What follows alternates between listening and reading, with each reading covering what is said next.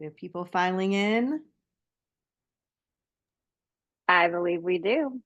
Nice. Welcome, everyone.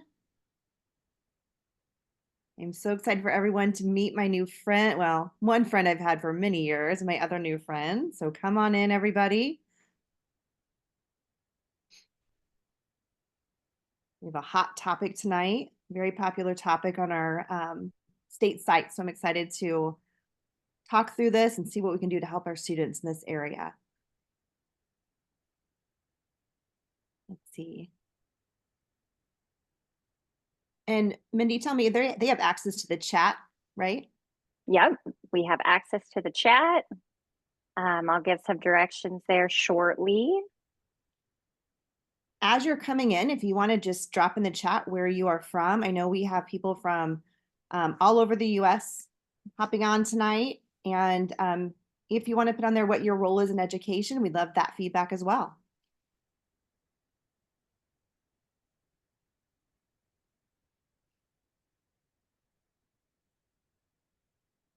Michelle, thanks for being here. We have a literacy coach from Wisconsin. We've got Michigan.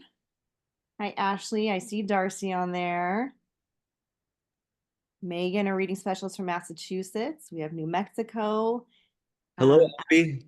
Abby from Hawaii. Hello. Great to see you. Kindergarten teacher.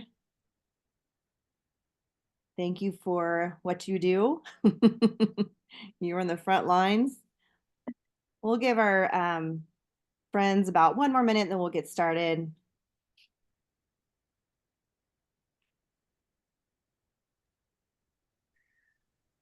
Lauren Morse, where in Alabama are you? Oh, hold on. This is the tricky part of the webinar. Let me find her. No, Birmingham. she just She responded. just put, perfect. I Thanks, too am in Lauren. Birmingham right now, Lauren.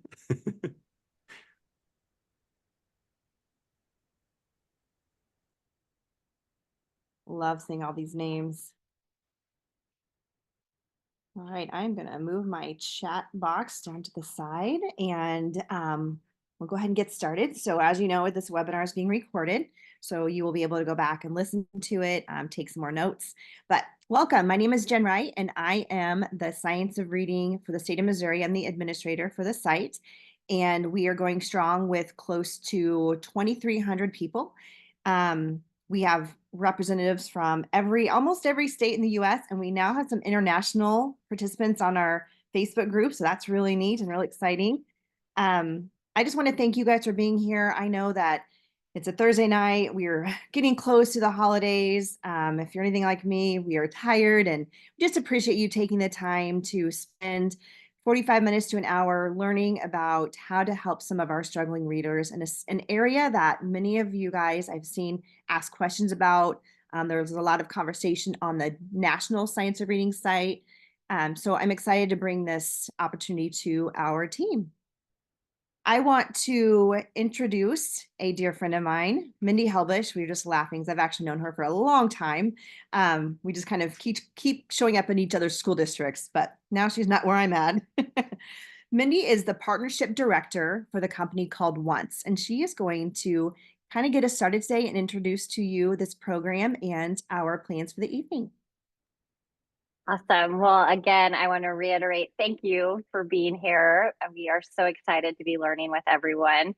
My kindergarten teachers, I feel your pain. I was a kindergarten teacher for 16 years and loved every minute of teaching kids how to read. I think it's probably the most rewarding piece of the job, but also the hardest.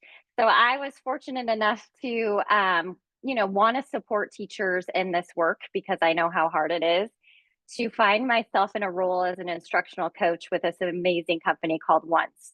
And I have learned so much that I could bring back into the classroom. Connected phonation is the one thing I wish I knew about as a kindergarten teacher. So I think you're going to find a ton of learning today. Before we get rolling, I want to just do some housekeeping. The question and answer at the bottom of your screen, that is for any questions you have about connected phonation, about Once itself, I will be monitoring that and either answering via, a type, or if I think it's something I don't know the answer to, I'm going to ask Nathan to talk about it. So we'll kind of be monitoring that. The chat room is just for participation. So feel free when Nathan tells you to add in there. It kind of gives us feedback as we're going. And then Nathan doesn't want to just present to a blank screen. So we would like to invite some people to join us kind of as panelists, where you would have your camera on. We could kind of see your face. Nathan could read some feedback from you and maybe ask for some audience participation from those people who are willing. So if you are a go-getter and willing to join us, we would really appreciate it. Let me know by raising your hand at the bottom of Zoom if you would like to be a panelist, and I will move you forward. And if you don't want to keep your screen on, your camera on the whole time, you're free to shut it off. But that kind of gives us the right to let you talk and jump in. So if there's anybody willing, oh, I see Michelle, thank you. I'm going to go ahead and move you to a panelist. You're not signing your life away, I promise. So thank you very much. You just have to accept it. And then Nathan is our brain of the night, and he is a co-founder at Once, and he is our head of academics. So all of the wonderful curriculum that we work with is his brain putting that research to work. So I'm going to go ahead and let Nathan take over. Thank you so much, Michelle. Love having you here on our panel. If there's anyone else who realizes this isn't a scary thing, just let me know and we'll put you forward, and we're just ready to learn. So Nathan, here you go. All right. Thank you so much, Jen and Mindy. As Mindy said, I'm Nathan Patton. I'm the head of academics for Once. And I'm so excited to be with you all this evening talking about what I think is a very cool technique to help teach early reading skills, namely connected phonation. Yes, Michelle, you're awesome. Thanks for joining us with your camera on. Okay, so here is our agenda for our time together. So we're going to start really big picture, right? We're going to start by talking about the purpose of connected phonation. In other words, what is connected phonation supposed to accomplish? Then we'll move to how does it work, right? How we'll get into like the nitty gritty of what it looks like when somebody is using connected phonation.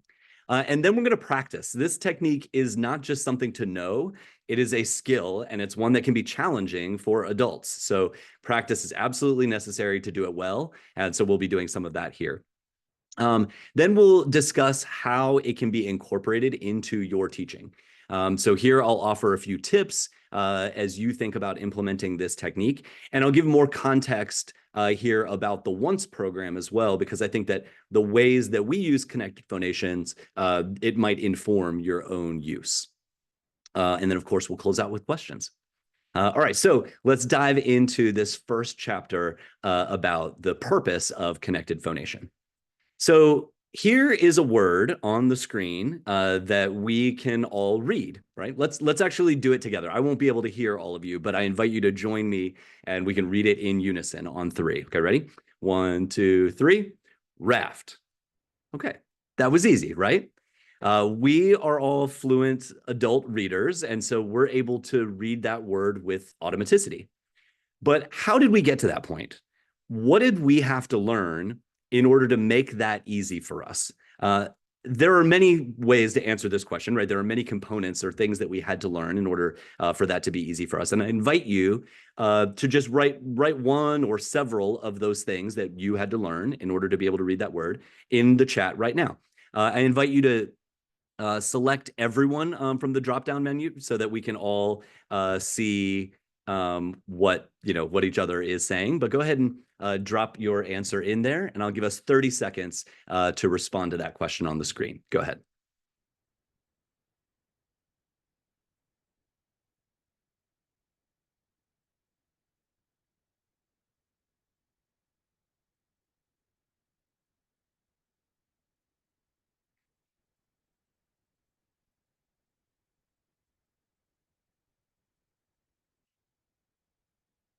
Great. Yeah, great responses.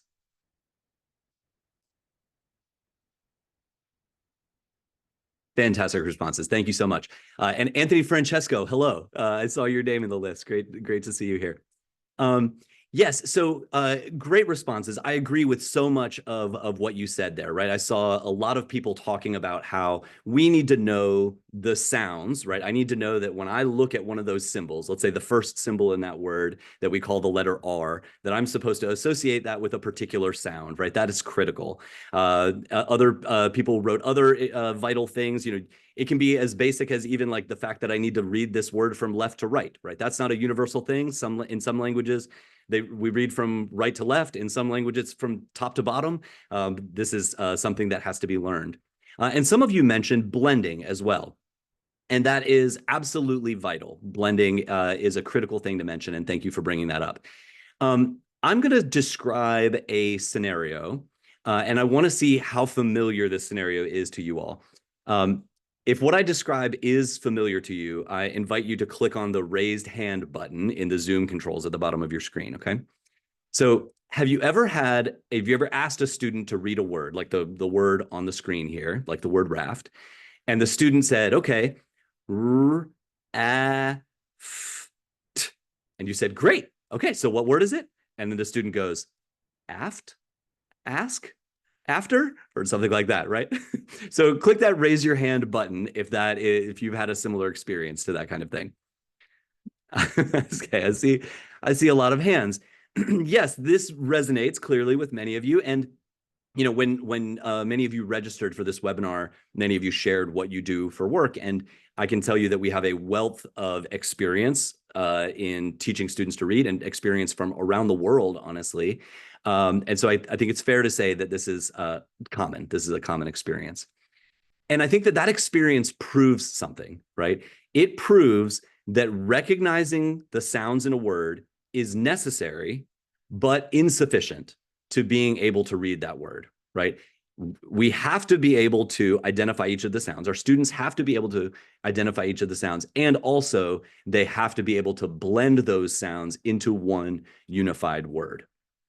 Now, I've had the opportunity to ask, many opportunities to ask adults the kind of question that is on the screen right now. And they usually mention that students need to learn all the sounds, and that's great. I think that represents some progress that we have made as a country towards the science of reading. I think that's a good thing. But adults often forget to mention blending.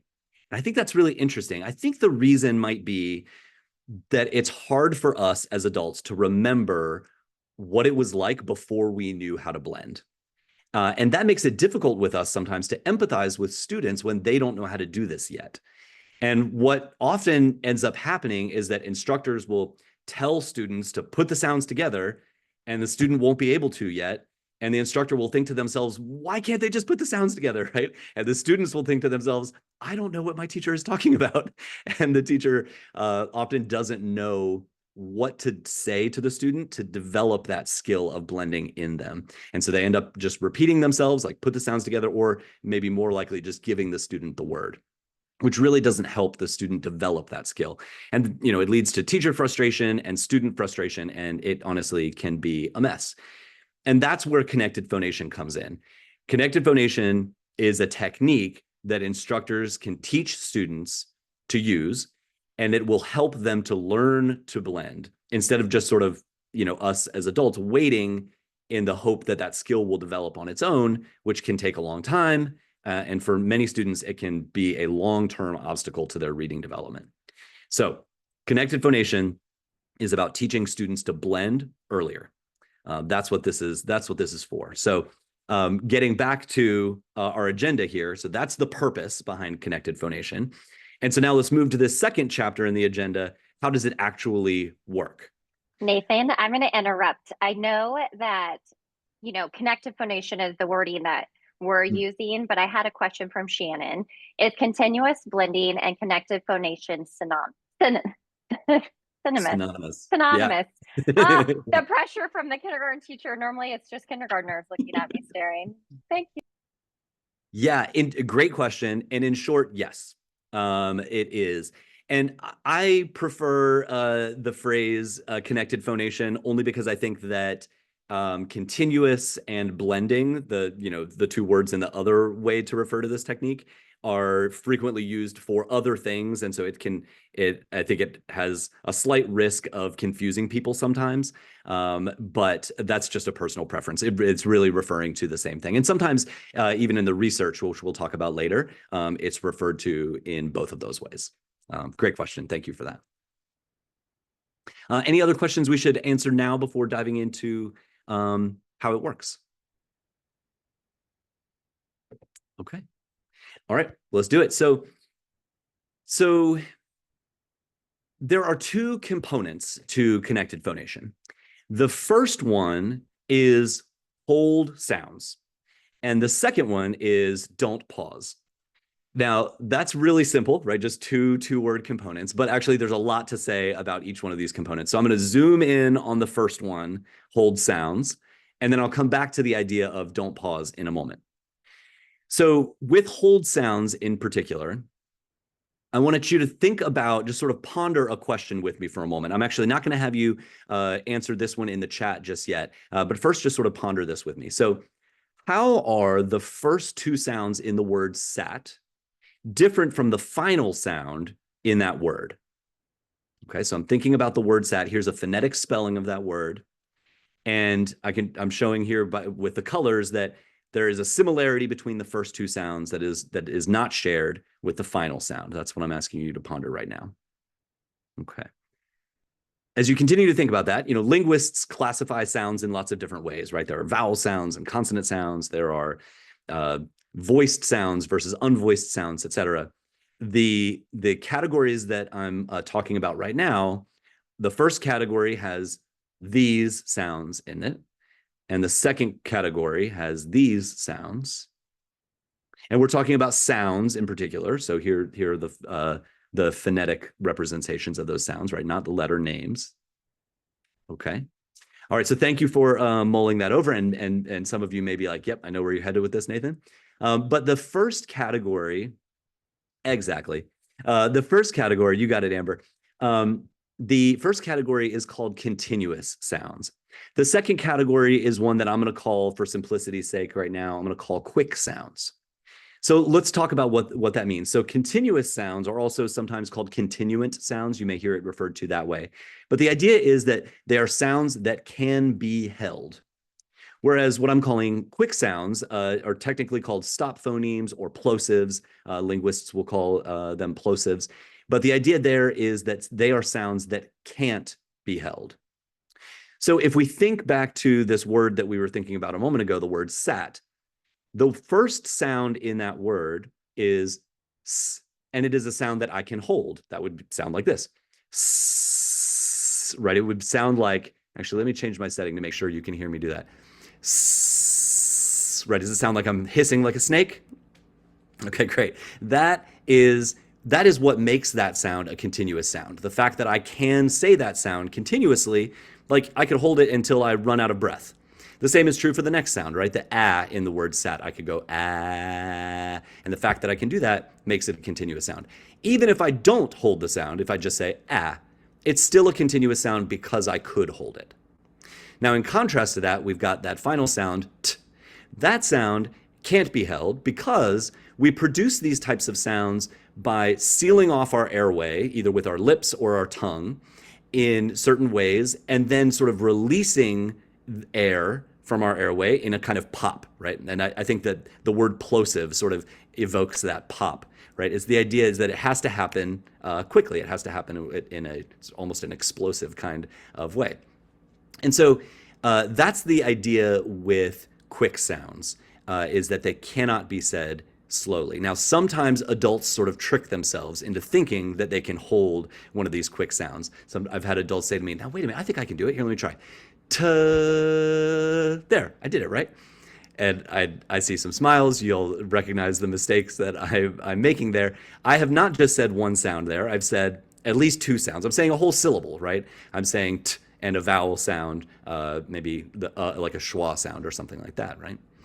So this sound can be repeated, t, t, t, but it can't be held and still make that sound precisely. Okay, so that's the difference that I want to draw our attention to between continuous sounds and quick sounds. And this difference is actually critical to being able to model and teach connected phonation well. And since it's critical, I want to take a moment to sort of check for understanding here. So if I'm going to ask you this question, and I invite you all to participate by responding in the chat.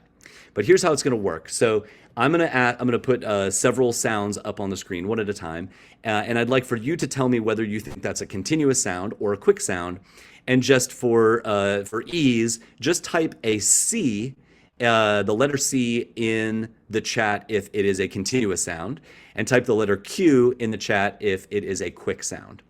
Now, I want you to actually type it in. Well, as soon as you have your answer, type it into the chat, but actually don't hit submit. Don't send your answer until I say go. I want to give everybody a chance to put their answer in and to think about it before some of the answers start to come in, okay? All right, so the first sound that I want to ask about is this.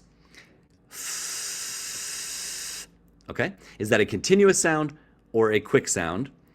Don't submit yet. Okay, now submit.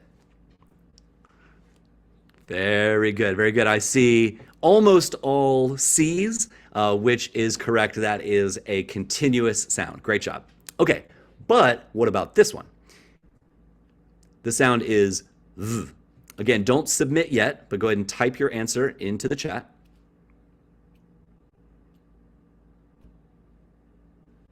Okay, now submit. Okay, good, good. I was really trying to trick you there, and I didn't trick most of you. I did trick a couple of you, though. So remember that this is a continuous sound, even if I don't hold it in this particular case, right? I just said V, and that's how I tried to trick you. But remember, I could go V. I could hold that sound. That is a type of sound that I could hold, and that is what makes it a continuous sound. Okay. What about this sound? The initial sound in the word that. So type into the chat a C or Q as based on whether you think the initial sound in the word that is continuous or quick. Don't submit it just yet. Okay, submit now. Good. Yes, this is also a continuous sound. So you were not tricked by the fact that in our language, some sounds are spelled with multiple letters, right? Our language gets crazy with it. Sometimes one sound is spelled with 4 letters. But in this case, we've got a digraph, right? The th sound is being spelled with 2 letters. But that doesn't change the fact that that is one sound and that that sound can be held. Right? That demonstrates that we can hold it, and that means that that initial sound is a continuous sound. Good job. Okay, what about this? All vowel sounds. All vowel sounds as a category are either continuous or quick. Type your answer, but don't submit it yet.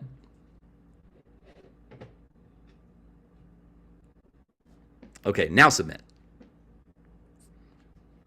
Awesome, awesome. Okay, it looks unanimous here. It looks like we were really clear on the fact that the vowels are continuous, and that's exactly right. I could hold vowel sounds. We talked about the a example, but we can think about as the like the short e vowel sound, as well as the e long e vowel sound. All whether short or long, they're both continuous. All vowel sounds are continuous. Okay, but what about this one? All consonant sounds. Go ahead and type your answer in there, but don't submit yet. Okay, submit now. Okay, good, good, good. Yes, exactly right. So I really tried to trick you this time, right? I really hit you with the trick question this time. Sorry to do that, but I couldn't resist. Yeah, you're exactly right. It depends, or it's a mix, or not all, or both. Those answers are correct, right? Because if we think back to the word sat that we were working with before, the first sound in that word is a consonant sound, and it's continuous. I could say s. And the last sound in that word is a consonant sound, but it's a quick sound. I have to say t, right? So it depends. All right. My next question for you is, this is one that you don't have to wait for me to say go to submit your answer. So we've mentioned the following continuous sounds. We've said s, a, m, f, v, and m, and sorry, and th. Those are all the sounds the continuous sounds we've mentioned. I want you to think of another one. Think of just one more and drop that in the chat whenever you're ready. Good, yes. Great examples. Excellent. Yep, good job, Paige, with another digraph. Yep, great. Yep, all fantastic examples. Katie Williams, hello, hello. So glad to see you here too. Okay, yes, great answer there. Okay, next question. We've mentioned the following quick sounds. T, g, p. Think of another one and drop that in there, please.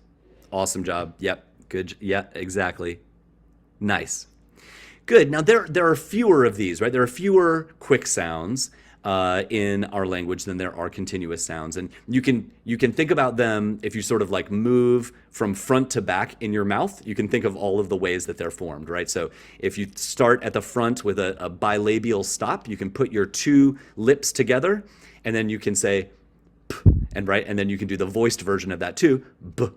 Those are both quick sounds, right? And if you move one step back in your mouth, you could put your tongue on the alveolar ridge right behind your front or your top teeth, and you could say t, and then the voiced version of that, d, right? And then you can move a step back further. You could do a velar stop, right? You could put the sort of back of your tongue up against the roof of your mouth, and you could say k, and the voiced version of that, g, right? And all of those are quick sounds, and also, for the purposes of connected phonation, other sort of in-betweeners like the affricates like ch and j, and even glottal sound like h. I think it's useful for connected phonation to treat all of those as quick sounds. Okay, so great work, everybody. Thanks for engaging in those games and helping to check for understanding. So that is all about the hold the sounds, right? That we that first point of connected phonation that we've sort of dived into there. The next, actually, let's say this. If I apply that to this word, the word from the beginning, it would sound like this. Raft,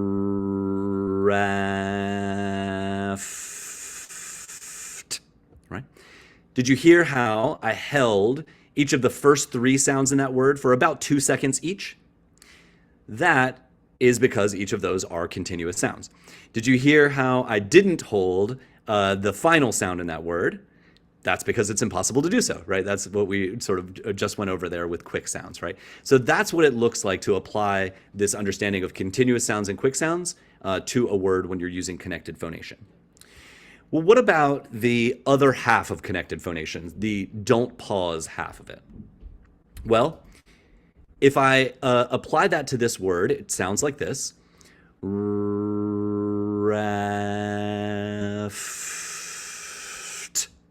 Did you hear how I didn't pause in between any of those sounds? Okay, that's really what this second part means, this part about don't pause. And here's why that is powerful. So for some reason, the human brain works in such a way that even when a word is sort of slowed down and stretched out in that way, we can still recognize it as a word that's in our lexicon. And you don't have to take my word for it. You could, next time you're around a kindergartner, grab them and be like, hey, what word am I saying right now? Don't let them see a word. Maybe they know how to read or whatever. Don't let them see it, but just audibly say, what word am I saying? Raft. And they might be like, okay, you're weird. I don't know why you're doing this. But they would be able to say, you said the word raft. You just said it slowly, right? But if you go like this, did you hear the little pause in between my first two sounds? If you do that, 9 times out of 10, the kindergartner is going to say aft or something else, some variation, right? And that proves the fact that the pause is the enemy. The pause is the thing that is getting in the way of the student being able to blend the word, be able to recognize that whole unified word. That's really the issue here.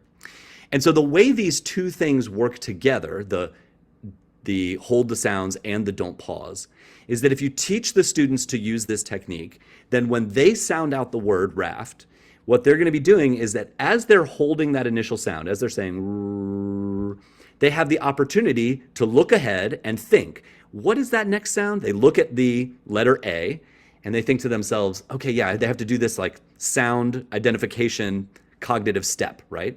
And they look at it and they say, okay, what is that? Oh yeah, I remember, it's ah. And now they're ready to go into ah without pausing, because this whole time when they were thinking about that next sound, they were holding the first sound. So they can go from one into the next without introducing a pause. And that's how those two aspects, the hold sounds and don't pause, work together, so that when a student sounds out a word, an unfamiliar word, it sounds to them like what I just did when I read the word raft slowly and our imaginary student was able to recognize it. So when they hear themselves do that, then they're like, oh, I just read the word raft. I recognize it as a word that I know. That's the magic of connected phonation. Okay. All right, so to recap, we can recognize a word, even kids, we can recognize a word even when it's said slowly. And pauses are really the enemy. Pauses are the things that we are trying to root out here.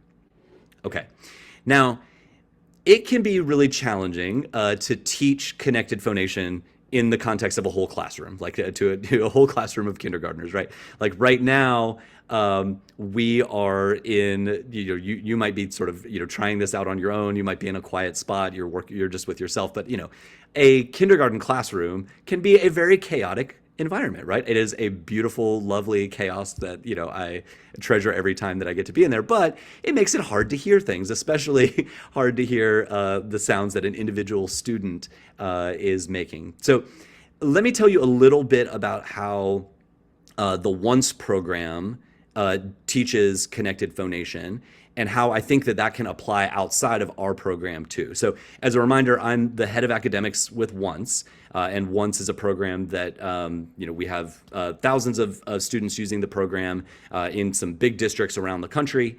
And when a school uses Once, they assign instructors to work with students one-on-one each day for just 15 minutes, so that each student is getting a short daily tutoring session.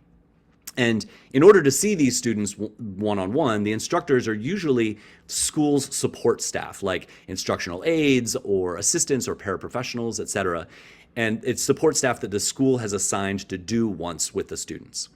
And the fact that it's one-on-one and in person, it makes it easier for the instructors to hear precisely what sounds each student is producing, especially with regard to connected phonation. And then the instructor can give targeted feedback and support the student in developing this skill. Now, you're probably not using the Once program, and so you may not very often have the luxury of working with students one-on-one, but to teach this skill well, I recommend that you try to hear individual students. So what I think that can look like in many classrooms is, when you're in your small group phonics work sessions, establish like a turn-taking routine that'll allow you to hear precisely which students are pausing and in what situations, so that you can help coach your students through that. Okay, so that's just a bit about Once. I'll tell you more about Once, because I think that it'll, again, help to sort of give some insight about the ways to apply connected phonation outside of the Once program as well. But this first thing to note about us is that it's early reading program designed for daily one-on-one in-person instruction. Okay. If I have done a decent job of describing connected phonation so far, then I think that it might make a sort of intuitive sense as to how it would work, right? But you don't need to take my word for it, and it doesn't need to even make intuitive sense, because there is research backing this, right? Here is a study from 1993 that explores the effects of this kind of instruction, and here's a more recent one from just 4 years ago. We'll share in our follow-up with you all, we'll share the links to this research, and there's others out there as well. All right, so now it's time to move into the next section of our agenda, which is our opportunity to practice. This is going to be really important because, as I mentioned, this stuff is not always easy. So let's put it into practice. So here are 3 words that are taken from the Once curriculum. So the Once program uses a scripted curriculum. And I mentioned that instructors using Once are working with students one-on-one in person. And when they do that, the instructor and the student are sitting side by side facing a computer that has that scripted curriculum on it for the instructor to follow. And these 3 words are taken from an early part of our curriculum that uses a specialized orthography. And so that's why the words look a little bit different. You might feel like it's sort of a funny font. But I want to be clear about the fact that you don't have to be using the Once curriculum in order to use connected phonation. And you don't have to be using a specialized orthography either to use connected phonation. So if you're looking at these 3 words and it feels like proprietary or something like that, please don't feel like you can't apply these techniques to your own work. You can apply connected phonation to whatever science of reading based core curriculum you are using. Okay, so these 3 words are, let's do a little activity. Let's do a sorting exercise. I'd like for you to think about what order would you put them in terms of like from the easiest to read the slow way using the connected phonation technique to the hardest. Which one do you think students would have the easiest time, the middle, and hardest? That's what I'd like you to think about right now. Okay. Go ahead and put in the chat which one you think would be the easiest. Yep. Yeah, great answer. I agree. I think that that fish tends to be the easiest one for a couple of reasons. One, it only has 3 sounds in it, right? Whereas raft and tilt each have 4 sounds. All three of these words are spelled with 4 letters, but fish only has 3 sounds in it. And the other thing is that all of the sounds in the word fish are continuous, and that makes it a little bit easier for students as well. Okay, now I'd like you to think about between raft and tilt, which one do you think tends to be the harder one for students? Go ahead and write that one in. Which tends to be the harder? Yeah, great. It's unanimous. Yeah, you're exactly right. So both raft and tilt have 4 sounds. They both end in a consonant blend, which, both of those things sort of take up the level of difficulty, the level of complexity.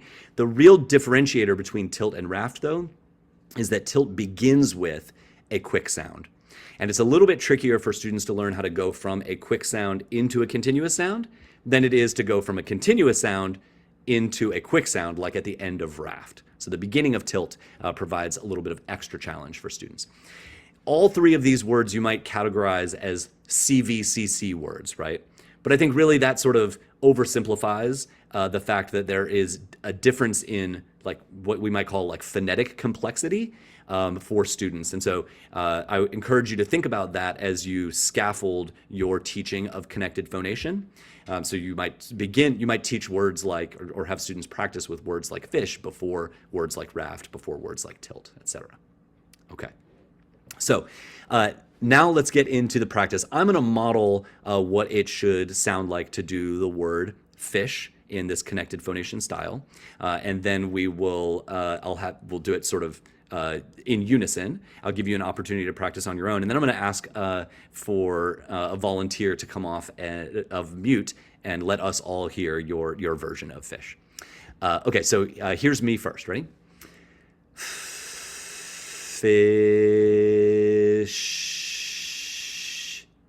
Okay. Did you notice how I held the initial and final sounds for just as long as I held that middle vowel sound? That's important. A lot of times adults make the mistake of holding the vowel sound but shortening the consonant sounds. And really we need to remember that all of these sounds are continuous sounds. And so we need to hold them all for the same duration. Okay, I'll do that one more time and then I'm going to invite you to do it with me, okay? Fish. Okay. So let's do that in unison. I won't be able to hear you yet, but that's okay. Just try doing it with me on 3. 1, 2, 3. Fish.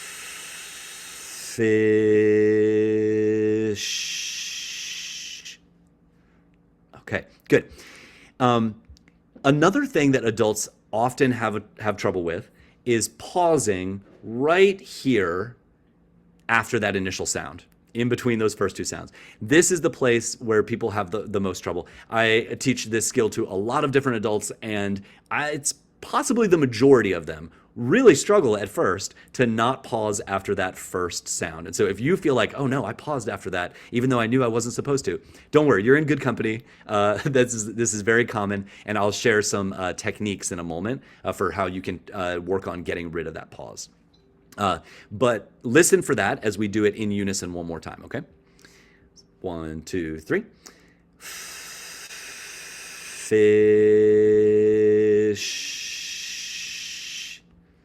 Okay. All right. Be honest. Click that raise your hand button if you find yourself pausing a bit. Okay. It's very common. Don't worry about it. So let's talk about some techniques that can help you get rid of pauses. So one technique, I'm going to skip ahead to here. Here we go. One technique to try is thinking about singing it through. So for some reason, if we think sort of musically, and I think, oh, okay, it's supposed to be like singing. Sometimes that helps people get rid of the pause. Give that a try real quick on your own. See if that helps you. Okay, that might resonate with you. Another technique that might resonate more with you is to make it kinesthetic. So you've probably seen people sort of, tap it out on their arm like ish, right? Well, what if you moved your hand without stopping? What if it was like fish, right? That might help you not pause. Something about not stopping your hand might help you not stop your voice. Give that a try real quick. See if that helps you.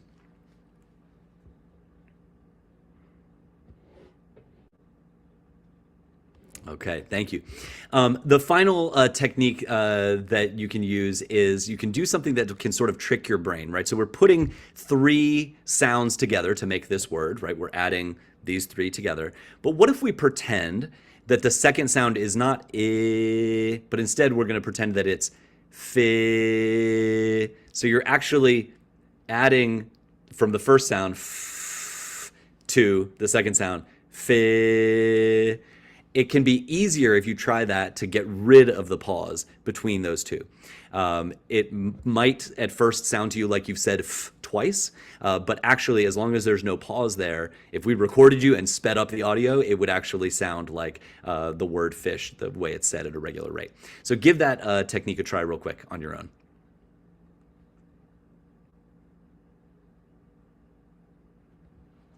Okay, great.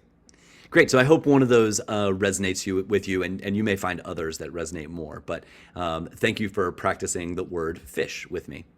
Okay, let's move to the word raft. I'll model it first, then we'll do it in unison. Raft. A common mistake adults make here is that they shorten the f sound, right? The mistake is that they think, oh, if it's, or maybe they're not thinking, but sort of intuitively, the consonant blend comes out together, right? So here's wrong way, raft,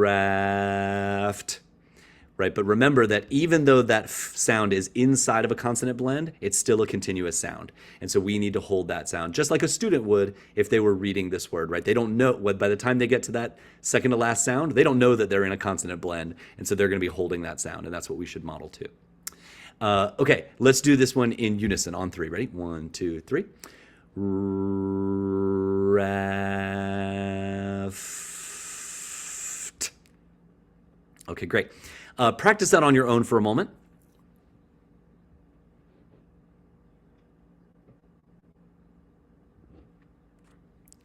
Great, thank you so much. Let's get a volunteer. Who wants to share their slow raft with the group?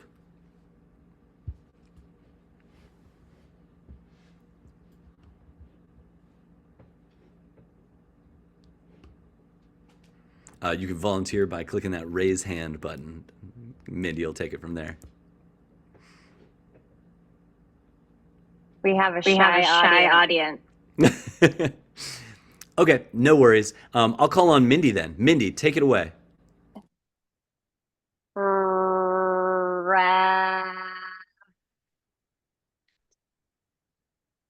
That was beautiful. Well done. Thanks so It's much. better than me saying the other word that I struggled with today. So I'm glad I got a positive.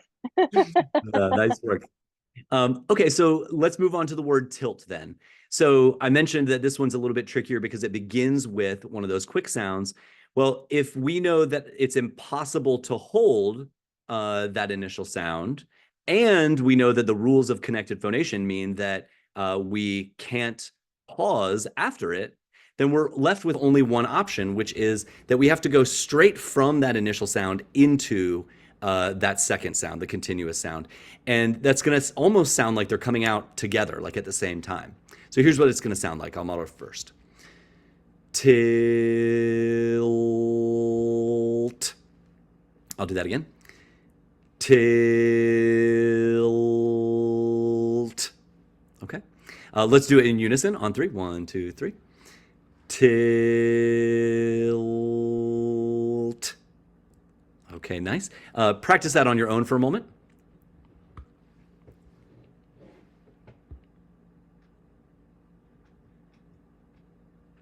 Okay, good work. Thank you so much. So, as you can see, teaching connected phonation well can be tricky, right? We only did these 3 words, but imagine how much more complex it could get, right? Like we talked about words with final blends, like raft and tilt, but what about words that have initial blends, like the word crash? Or what about words that have, initial and final blends, like the word drift? Or what about words with like triple blends at the beginning of a word, like the word scream? Or what about multi-syllable words like cannot? Or words with trickier phonemes, like ones that we spell with the letter Q or the letter X, right? All of this variation means that it can take a lot of care to teach connected phonation with a consistent precision. You can do it, absolutely you can do it, but it really takes some mindfulness. Nathan, can I quick interrupt Please. you here? Yeah, go ahead. And I think I might be echoing. I just turned it off. Perfect. Okay. All right. So Anthony would like to challenge you with the word apple. Great. So Do you see his question? I don't see his question, but that's okay. Yeah. So if the word apple was on the screen, it would be this is what we would call like an internal quick sound. So we'd start by holding the initial sound, and then we'd go quick into the final continuous sound. So it'd be apple, right?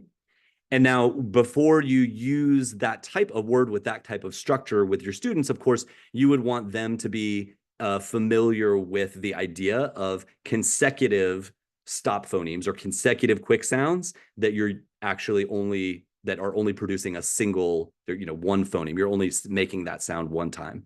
Some programs will use a specialized orthography in order to include words like that earlier. So like if students hadn't learned that skill yet, you might use a specialized orthography that sort of shrinks the second P as a way to remind the students that they're only going to say one P sound there. And you have a similar issue with students would need to learn the sort of LE, the final LE letter combination. So you wouldn't want them to practice connected phonation with that type of word until they've learned those things, or unless you're using a specialized orthography that sort of deals with those complexities that they might not know yet. Thank you for that question. Okay. Mindy, any other questions that we should address before moving to the next thing? No? Okay. Okay, thank you. So I'm going to describe one of the things that Once does to try to deal with the fact that connected phonation can be tricky. And I'm describing that as a way to show the kind of support that we think is necessary, but that we think that you can apply in your own school context.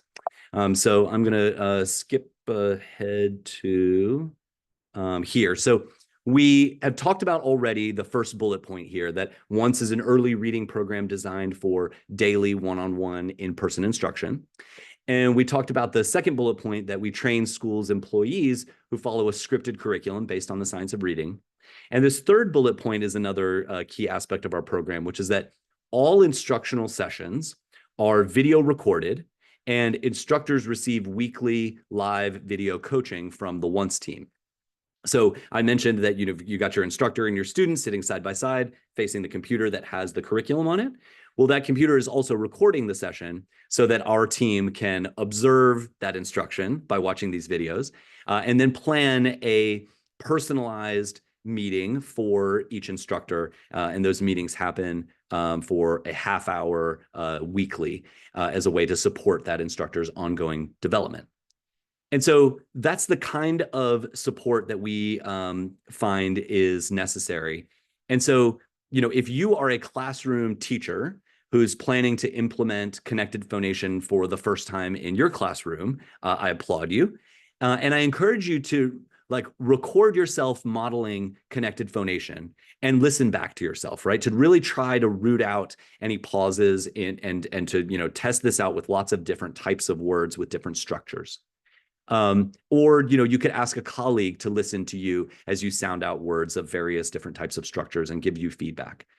If you are a coach or a specialist or a school administrator or maybe a district leader, I'd encourage you to think about systems that would support your teachers in implementing this technique with consistent precision, right? The kinds of systems that would provide them with feedback and support as they adopt this new skill, which doesn't come naturally to any adults. Okay. So the next thing that I want to talk about is this next part of the agenda here is how can it be incorporated into your teaching? I think that the first point to make about this is that it does not require you to use an entirely new core curriculum, right? We have, in places where we partner with schools, we have had classroom teachers be impressed by the things that their students are learning in their once tutoring sessions. And they're like, oh, I can apply connected phonation in my Foundations curriculum. Instead of tapping out the sounds in my activity or something like that, I'm going to just use connected phonation instead without having to sort of, throw the baby out with the bathwater. And I think that that is a great thing. Another tip is that connected phonation applies to phonemic awareness exercises as well as actual decoding. All the practice that we've done in this session has been around decoding. But when you're doing phonemic awareness blending activities, I encourage you to incorporate connected phonation there as well. That'll lay a really strong foundation for students as they then sort of take that skill up to the next level when they're actually decoding.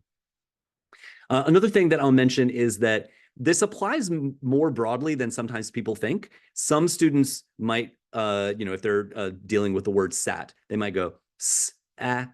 Oh, sat. And it might seem like, oh, well, they actually don't need connected phonation because they're managing to blend the word, even though there are pauses between all of their sounds. And that might be true for words at that level of complexity.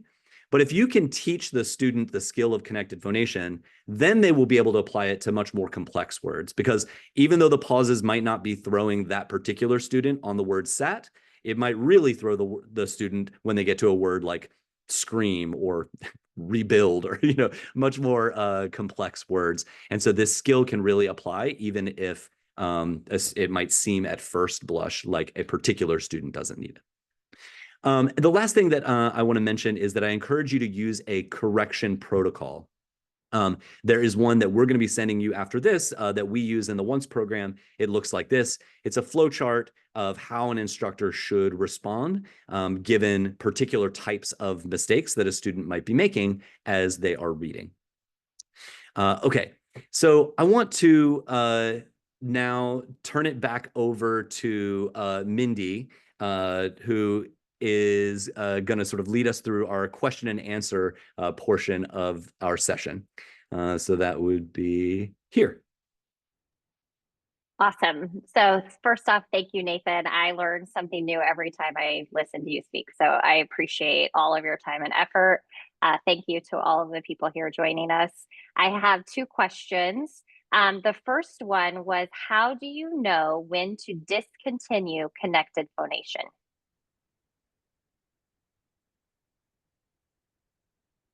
Do you want to answer that one, Nathan? Yes, sorry, this is a question from our participant. From our audience, yep. Gotcha. Yeah, great question. I think that you know when they don't need that, when they start to read words with automaticity. Or it's instead of saying with automaticity, I guess I can mean when they start to read words the fast way first. Right. So if they're reading words in a list or in the context of sentences, and they look at the word and they're like sat, at that point, you don't need to reinforce connected phonation, at least around that word. And so that's not something that needs to be continued. Now, you may find that students develop the very common bad habit when, okay, they have a level of automaticity with a lot of words, and then they get to an unfamiliar word, and they don't want to revert back to actually sounding it out, like really going to the slow way. But really reinforce with those students that's exactly what they should do. They should stop guessing, don't look at you, keep their eyes on the text, and actually go slow to sound the word out. So the connected phonation, it's not too far away from what I do when I read a like long unfamiliar word. If there's like, if I'm reading something technical and there's a word that I don't know, I actually have to slow down and sound it out. That never really stops with, even with adult readers. There just happen to be a lot more words that we have automaticity with. Awesome. Thank you. I have another question from an attendee. How would you address, we're referring back to the word apple. How would you address the word apple in encoding as a 2-syllable word for encoding purposes? Great question. Yeah, that's a whole other can of worms. And it really it's pretty disconnected from connected phonation, because when students are moving not in the decoding direction in sort of that cognitive direction, but in the opposite direction, in the encoding direction, essentially they're operating from already knowing the whole word. Like let's say they're thinking, okay, I want to spell the word apple. So they already have the word apple in their head. And now they're segmenting the word, right? They're actually breaking the word apart. And so they're no longer needing to think about what, about getting rid of pauses. The pauses aren't a problem anymore because they're not putting things together. They're separating them. They're segmenting them. And so at first, I would encourage you to embrace phonetic spellings, right? If a student in kindergarten spelled that word APL, I would celebrate that because that means that they are really developing, I think, the most critical foundational skills, which is going to support their decoding. And then eventually when you get, the students get older and later, then there are other, types of principles and spelling rules and syllabication knowledge that can help them spell words like apple and things that we don't really have time to get too far into today. But it is a great question and a deep one. All right. I have one more question from Diane, a kindergarten teacher. She wants to know, at the beginning level, would you only use continuous sounds? Beginning level. Yes, but I think that doesn't need to last long at all, right? So when I at the very beginning, I would start with, just putting two continuous sounds together, a word like if, right? And then I would very quickly go to a continuous sound followed by a quick sound, like the word at or something like that. And then I think you can do continuous, continuous, quick. And after a while, then I would go to quick, continuous, right? Because that's a level up. And then you can go from there. You can imagine final blends tend to be a little bit easier than initial blends. So I would introduce final blends before going into initial blends. And then you can just sort of like, step by step ratchet up the what you might call phonetic complexity of the words that you're having them practice with. I think that they'll be able to move from one step to the next pretty quickly if you're able to give them targeted feedback and able to hear what each kid's doing. These are fantastic questions, y'all. Thank you. Awesome. Thank you, Nathan. I don't have anything in the question and answer anymore. So, oh, I got one. Would you continuously model blending scream? Oh, that's a hard one. Can you do the word scream for us, Nathan? Sure. And remember that what I'm dealing with here is the sounds as opposed to the spelling. So when we get to that EA letter combination, remember that's just one sound in spite of the spelling. So that would sound like this. Actually, let me hit this button so you can hear me better. Okay. Scream.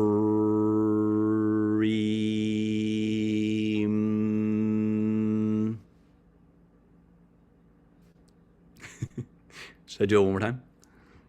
One more time. Here it goes. Scream.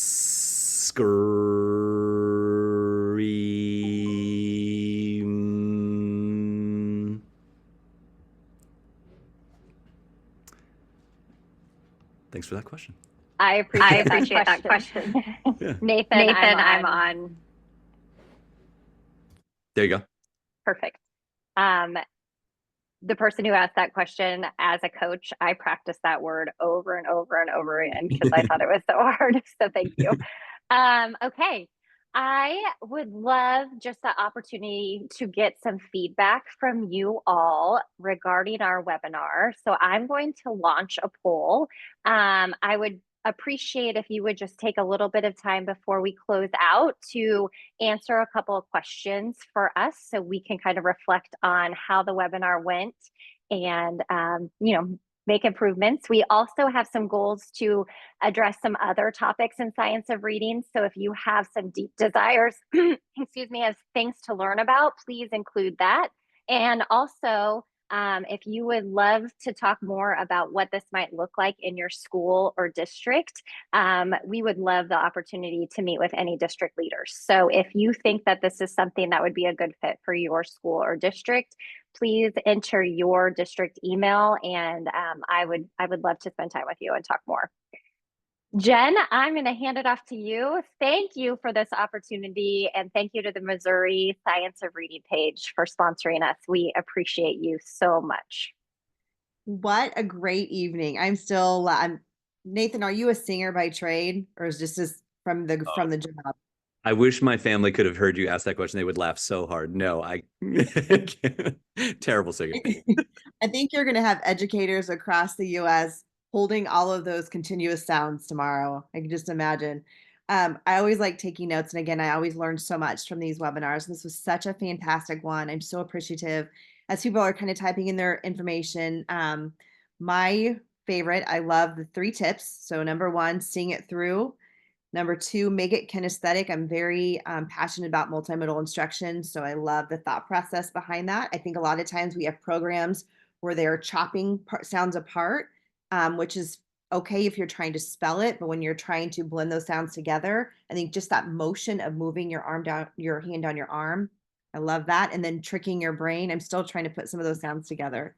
And then I just love the easiest way to remember it. Number 1, hold sounds, and number 2, don't pause. So thank you again. I'm really grateful for this community. I know we have a lot of people that are passionate about science of reading, and we're all still learning. We're on this journey together. So please reach out to my friends, Nathan and Mindy. I know they're happy to help you. And also reach out to me if you have any other topics that you are interested in. So until then, thank you guys. Thank you, Mindy. Thank you, Nathan, for all of your work.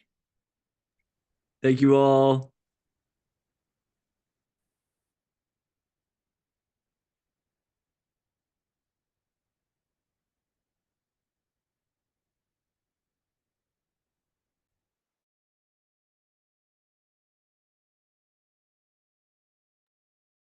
I'm going to keep the webinar open. I know people are still responding, so feel free to leave if you're ready to be done. And I'm going to keep us open for a few more minutes, just letting people type into that pool. So thank you. Awesome. Thank you, Wendy from Australia.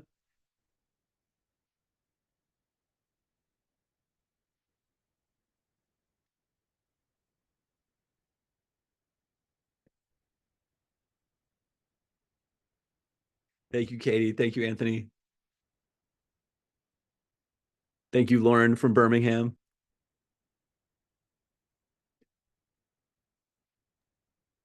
I got to coach Iron and Katie, so it was great to have them here with us.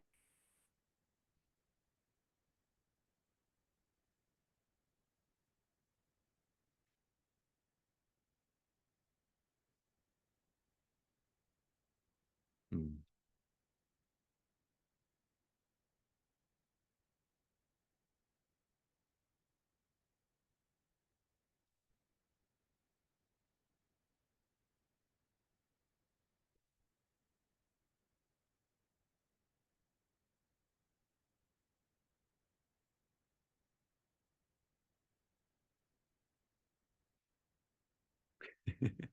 Diane says, the pause is the enemy. Hear, hear. I think that's my favorite takeaway.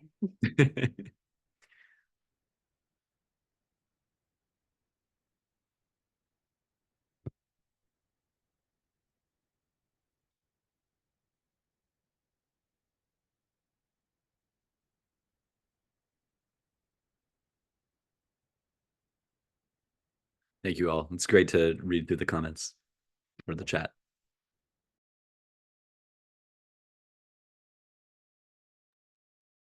All right, we're narrowing down. We have a few more in, and I don't want to shut anybody off from time, so we're going to keep it open just a little bit longer. We appreciate you.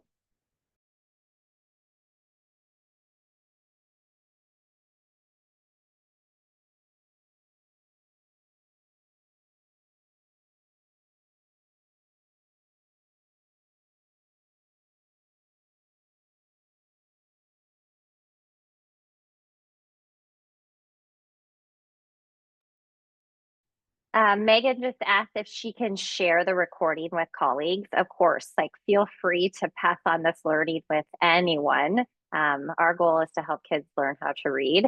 I will be sending out that email tomorrow, so keep your eye open for that.